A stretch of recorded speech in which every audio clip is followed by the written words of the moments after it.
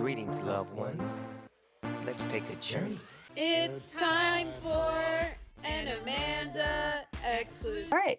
Hi, everyone. Welcome to the Amanda Exclusivo. I'm your host, Amanda Geffner. Hopefully, you guys were like me, one of the lucky people enough to see my guest perform with the Muppets at the Broadhurst Theater in New York City.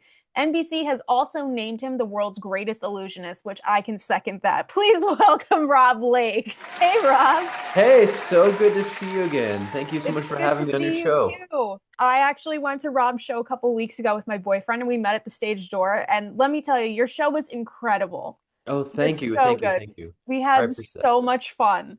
It was a good time on stage as well, and the audiences were great. It was so electric. Oh, it really was. But before we talk about your show, I kind of want to dive into the beginning a little bit. Okay. So tell me, when did your love for magic begin and who inspired you to pursue it? So I'm going to go even a little further than that into my story. So I Go for was it. a theater kid. I was an entertainment junkie from birth, I think. My heroes growing up were, and it's not a talking point, it's not a marketing ploy. It really was the Muppets. I was obsessed with Muppets and puppets and entertainment as a kid. My heroes from childhood were always Walt Disney and Jim Henson and Spielberg and true visionaries and creators, not just like the storytellers, but the whole. There's something that those guys took further with what they did in the craft. So even from a kid looking back, all of my kid memories were had to do with Muppets or Disney. Um, all of my book reports and school projects were Walt Disney or Jim Henson or along that lines. So it's really part of me. So when I was and I would do as a kid theater camp, and I was really lucky. My parents would take me to New York to see shows, and my parents would take me to the touring Broadway shows that would come through Oklahoma City.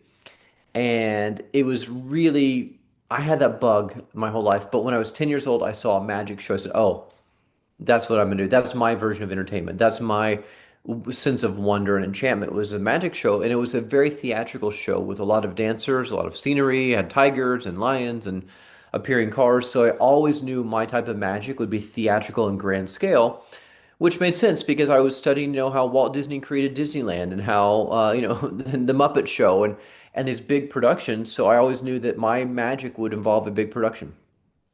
No, I mean, honestly, you and I already have so much in common because I'm a massive Disney fan, as you could see by the shirt. We Oh got yeah, Muppets yeah. Oh, for I love you. that. Look at that. Appreciate. Yeah, and then at my desk, I got a little friend. I got Walter here. I've had Peter on the show as well, the voice of Walter, for those of you Yes, that and don't what a know, good Peter what an Links. amazing, great person. Oh my God, I know. I know. He's the best. But like you, I'm like a diehard Disney fan minus the magic part. I can't do that. That's all you. But that's great. I mean, so were you always like the little kid growing up who would practice these kinds of tricks and perform in talent shows or for your family? Oh, absolutely. I would and I always say this all the time. I would drive my friends, teachers, neighbors, relatives, everyone crazy with magic tricks all the time. And I would start doing birthday parties. I was the kid who'd do, the magic for the other kids' birthday parties or for church groups or for Rotary Club or so on the weekends, my friends, in middle school and high school, they would go out and party and do kid things, but I'd be out having like three or four shows in a weekend. My parents would be driving me Wow. around. And so I was a little kid I had a business account at like 12 years old and operating this thing because I was new, but I also wanted to save my money from the birthday parties. I'd make balloon animals and I would save that money from that And so I could invest into a bigger illusion so I could just start to build my show uh, towards that stage into the bigger production goal. wow, that's crazy. I mean, my like growing up, my dad, before I was born, he did magic too. So he would tell me how, like, on Thanksgiving, he would slice his sister in half. Hmm.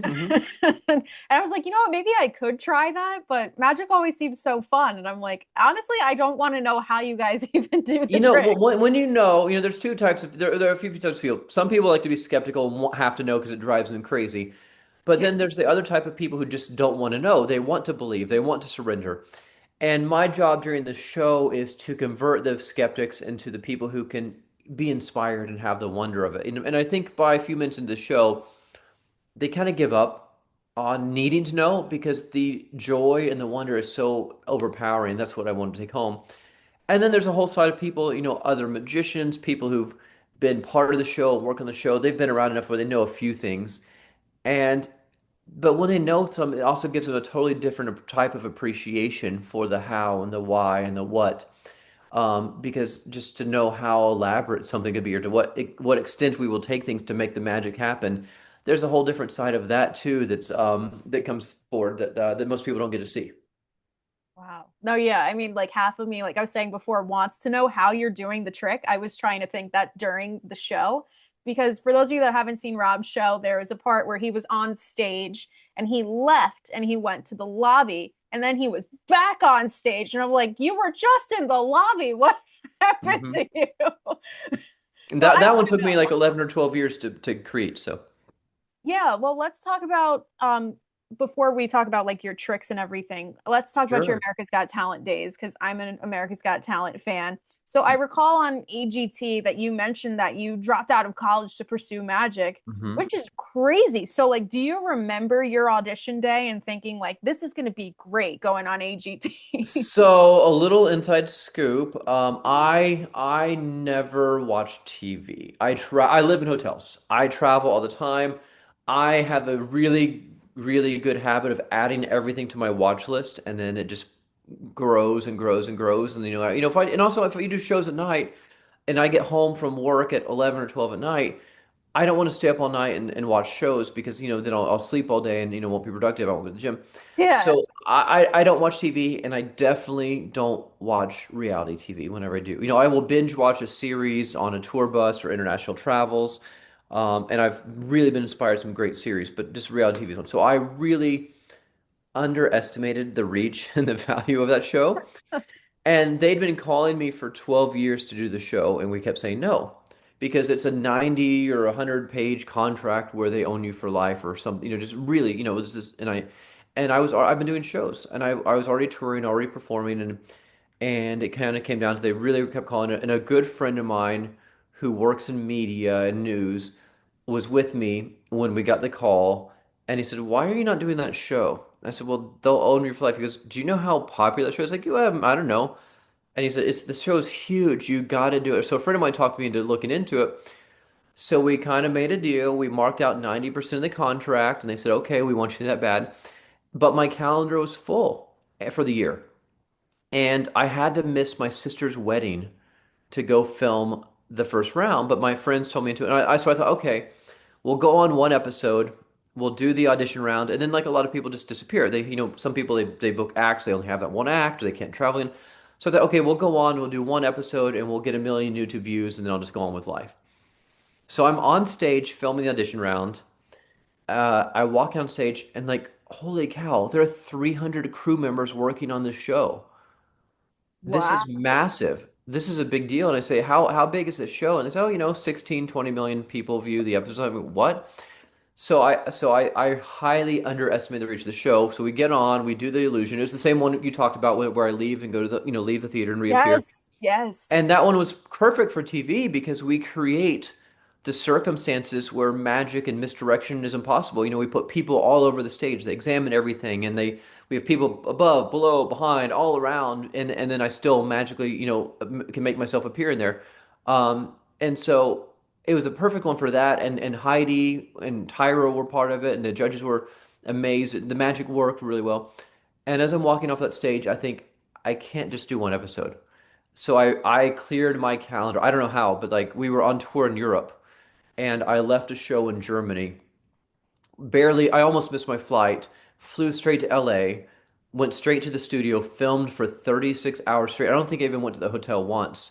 We came in, we filmed because not only do you have to film your performance, you have to film all the behind the scenes and your backstory and all your interview and all the shots of you looking upset and all the shots of you this, all the B-roll they film. And they Right. even brought my family out because that was the only time to catch us all together. And so we filmed all the family interviews and backstories on the Desperate Housewives set, right on the lot Wow. next door. Just because so I literally go there, I did the performance, I film all day and night, getting all the B-roll, all the interviews, all that stuff, and then I film the results show the next day, and then I fly back to Germany and continue my tour for 3 weeks. Oh my God.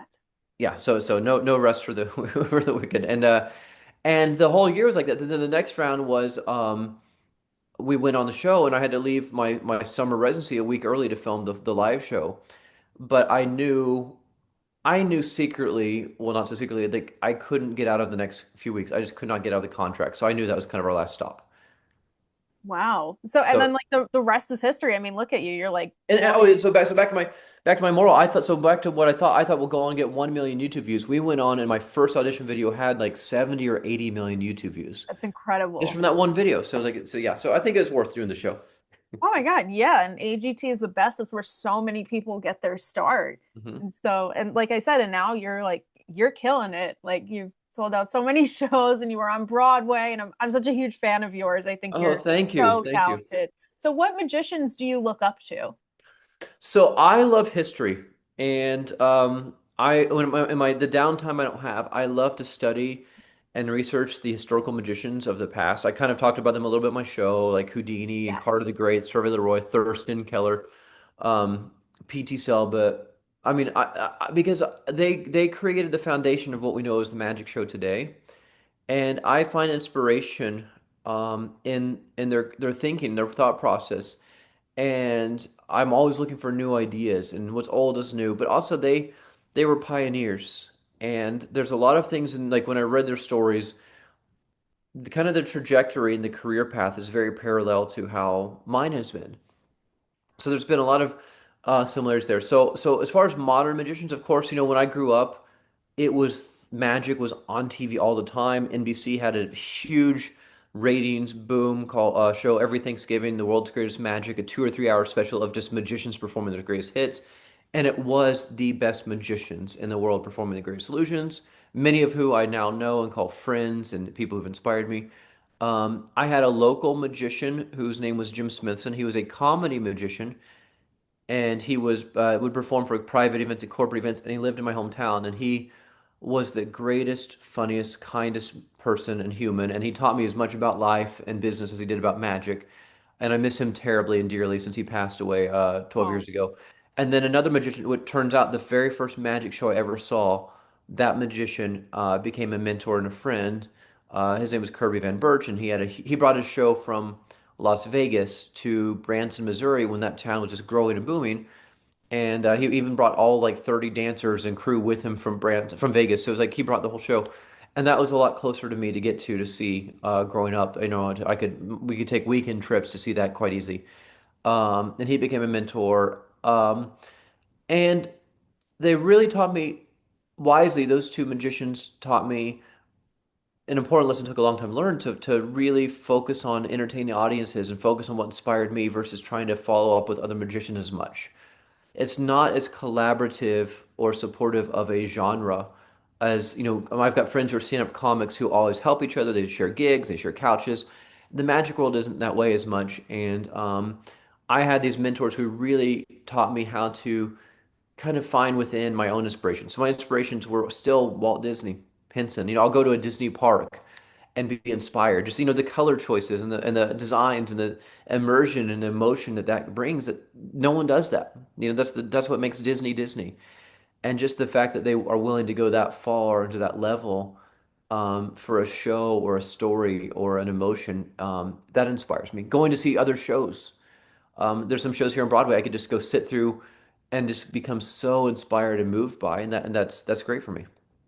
well, that's awesome. That is awesome. So, I also wanted to brag about you a little more because you were the youngest magician in history to win the Merlin Award. So for those of you that don't know, that's basically like an Oscar award in magic. And you're like ranked up there with Penn and Teller, David Copperfield. What does that feel like for you? So growing up, I always looked up to the Merlin Award, and it's this really cool statue of a magician pulling a rabbit out of a hat. And my mentor, Kirby, had a couple, and of course, all the legendary magicians I saw on TV had them. And I thought how amazing and exciting it would be to get that at some point in my life. It was, on my my vision board or my wish list. And I was 25, and I got a call that the committee was considering me as a finalist for the award. And I thought I was being prank called at first because I thought, really? Me? And then sure enough, and I got it. I was the stage illusionist of the year. And it was just to get that recognition from the largest magic organization and from your peers and to be in that category was really a major life accomplishment that I think I needed. It came at the right time. It was a time where, career was plateauing and struggling. I needed the inspiration, but to be recognized for what I had done, was so wonderful. I'm still grateful for it. Oh my God, I'm sure. And that's such a huge achievement. Like I was saying before, it's pretty much an Oscar for Hmm. magicians. So Yeah. that's a really, really high honor. And at the same time, too, like it must be hard competing with other magicians and trying to think outside of the box. So how long does it take you to come up with your tricks that you do in your shows? Years. I'm of the mind where I don't put something in the show until it's really completely ready. And the one I did where on AGT and the one you mentioned where I go in the lobby, that took me over 11 or 12 years from Wow. idea to actually performing with an audience. And many of my illusions have taken years and years to create. And part of it is I'm my own worst enemy because I'm such a perfectionist. But the other part of me is if I don't know and feel that it's as good as it can be or should be or needs work or it could go wrong, I'm not going to risk it. I'm not going to, put it out there.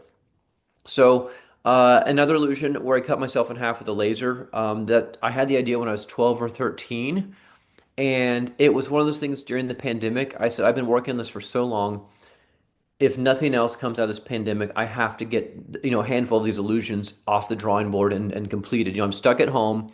We can't tour, we can't travel. What's my excuse if I can't get this done now? And we finally did. So we performed those. Um, Unfortunately, as you know, Broadway stages don't have any backstage space. So we had to be very selective on what illusions could fit in the theater, and we performed here. So unfortunately, that one didn't make it to this version of the show, but it's been on my tour, it's been on my live shows, and it took most of my life. It took decades to get from idea to the stage. And some of them, it just some go faster than others, but it's one of those things like keep trying and keep testing it, and then we might test it and have to go, okay, well that didn't work when you rebuild this part, try this again and do it again. And unfortunately, you can only do so much for modeling or conceptualizing. You have to build these illusions all out, full size, life size, realistic, and test them and try them and figure it out. And that's what we do. Wow. So do you still have like some of the stuff that you've made, like coming up with these illusions at your house? Yeah, yeah, yeah. No, not my house. Growing up, I took over my parents' garage. I took over my parents' entire house. The entire upstairs, the garage, everything was magic everywhere. And I was building illusions out of cardboard and, tape, just to, more conceptual, just trying to figure it out. But I have a really big warehouse now, which is where we build all the illusions. Everything you saw on stage in the theater was built, designed, engineered, built in my warehouse by my team. So we do it all in house. Even the stuff we built for the Muppets, we built ourselves. And they came out over the last few years a few times to test it and workshop it and try it out. And then we gave notes. We would change sizes, build things around, then come back again. So we build it all in house, and I'm always working on new concepts, new ideas, and even some of my newer illusions that were performed for 3 or 4 months this year. I kind of sent them back to like workshop new ideas. Oh, try this, change this, modify this. Can it be made better? Can it be made more efficient? Can it be made safer? Can it be more deceptive? Can it be faster? So we've already been doing a lot of rebuilds and things just because it's even things I've done for years. It's like I have this terrible problem saying, oh, what if?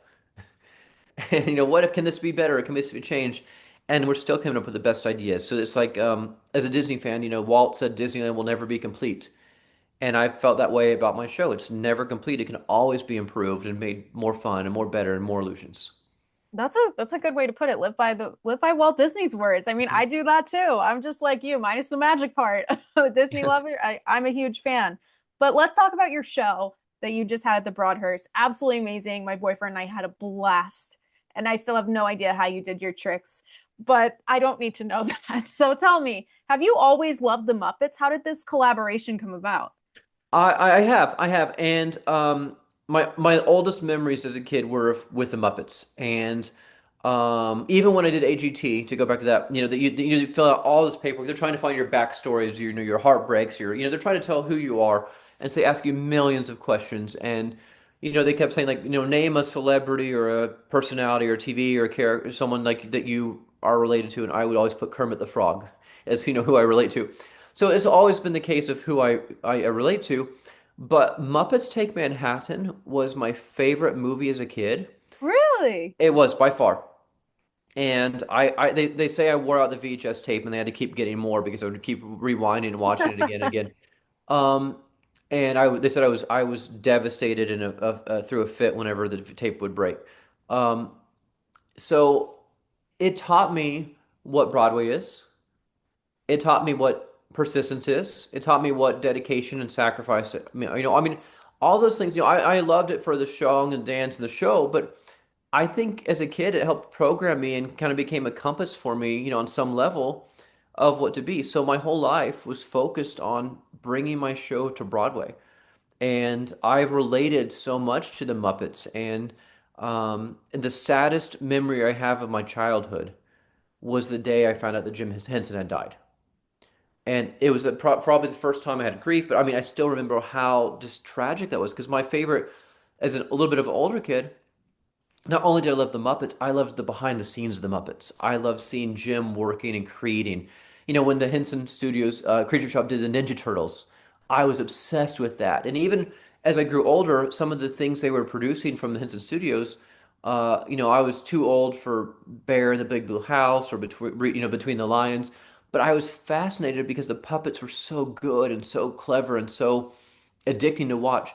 So I had this infatuation and this connection to just to study and be in awe of the Muppets and the Hensons um, and whenever we were talking about doing my show on Broadway, there were just several. This we first got offered a theater a couple years ago, so this has been working in the works for a few years. And we luckily because I have done enough work with Disney through Disney Imagineering as a magic illusion designer and consultant, and I've done magic and illusion design work for Disney Theatrical. Um, because we already had that connection, they kind of already knew who I was, so I was able to have meetings with him. And so we were just having meetings anyways about is there something magical and Muppety we can do together? And then we had the offer for Broadway. We think, would you guys want to do this? And they said yes. Wow. And they said, what would that look like? So I created storyboards and visions and presented to them, and they said yes. And for me, the coolest part of it all was when they said you really understand our characters and their personality, and they didn't come back with any like conceptual notes or changes or like they said you really get this, and that made me feel validated for my life obsession, but also yeah, of course I do. These are my guys. I've been obsessed with them my whole life.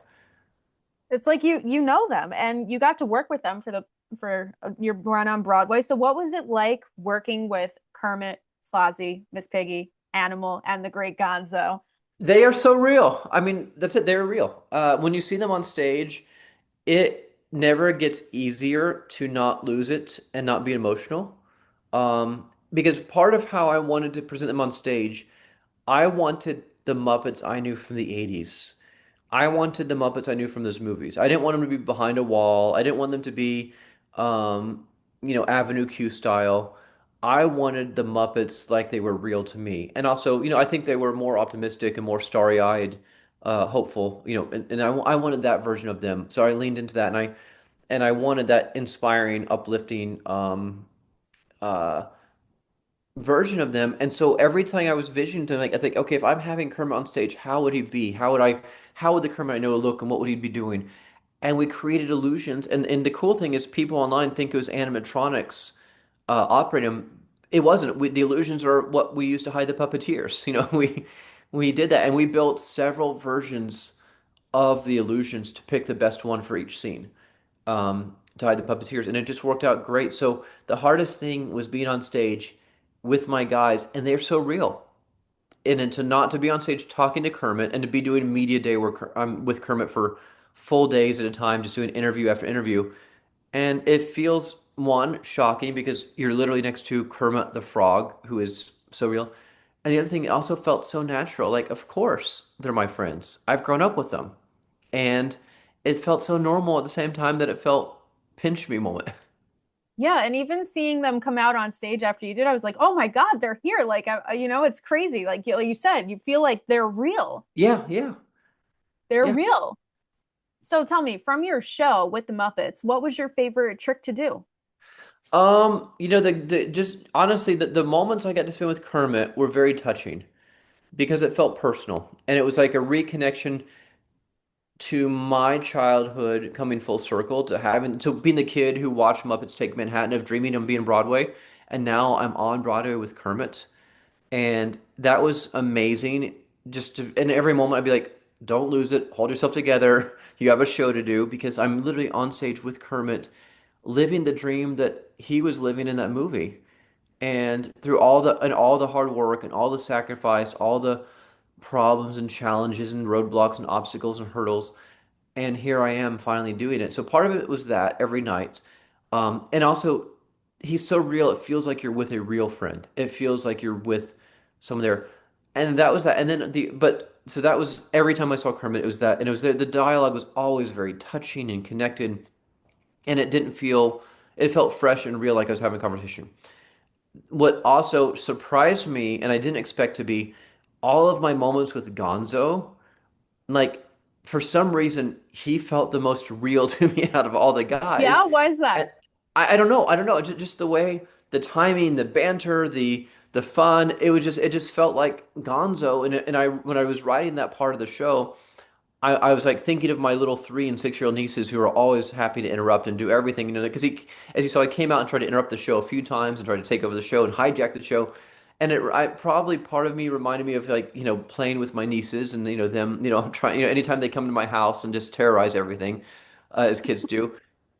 And then the other part was like, there's just something that I didn't expect Gonzo to feel so real to me, but he did. He did for me too, especially when he was trying to do his magic during your show, even though it was your magic show. He tried to Hmm. make it his show.